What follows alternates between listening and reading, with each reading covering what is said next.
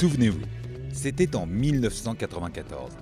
La mythique Audi RS2, basée sur l'Audi 80, profitait d'un 5 cylindres turbo de 315 chevaux et d'une collaboration avec Porsche. Depuis, la marque Osano a œuvré seule.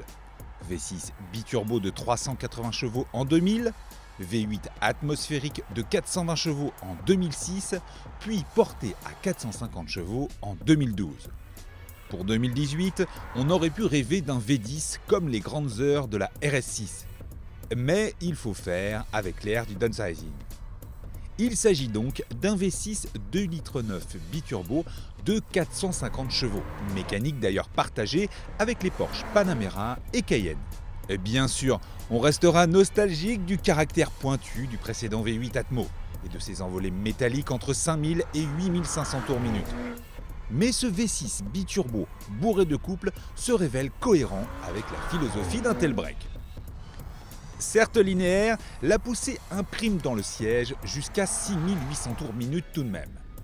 La boîte, réactive et rapide, lisse parfaitement les ruptures de couple et la sonorité se veut à la fois présente et feutrée en mode sport. Et vive les pop-up à chaque passage de rapport. Côté consommation, la baisse théorique atteint presque 2 litres au 100 km en cycle mixte par rapport au V8 Atmo, soit 8,8 litres pour 100 km. Nous n'avons malheureusement pu le vérifier, mais l'essentiel est ailleurs. Sur la route, la RS4 distille de prime abord un confort de roulement et de filtrage surprenant, à peine moins watté qu'une A4 avant le TF SI classique. En mode confort, elle apparaît même un peu trop souple sur route bosselée avec une suspension peu freinée en détente.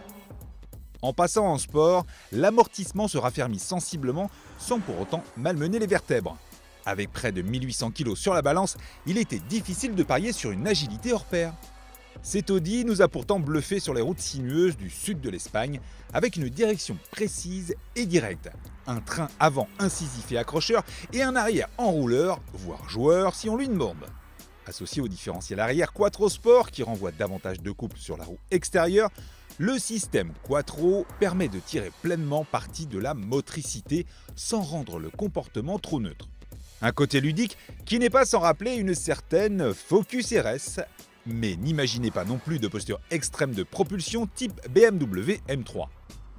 Saluons également l'épatant niveau de grippe et la rigidité des flancs des Hankook Ventus S2 spécialement homologués en première monte. Quant aux freins céramiques optionnels, nous ne pouvons que les conseiller en cas d'utilisation sportive. Et le prix dans tout cela est bien digne d'une Audi RS4, soit 92 000 € hors option, dont l'important pack dynamique RS à 7 650 €.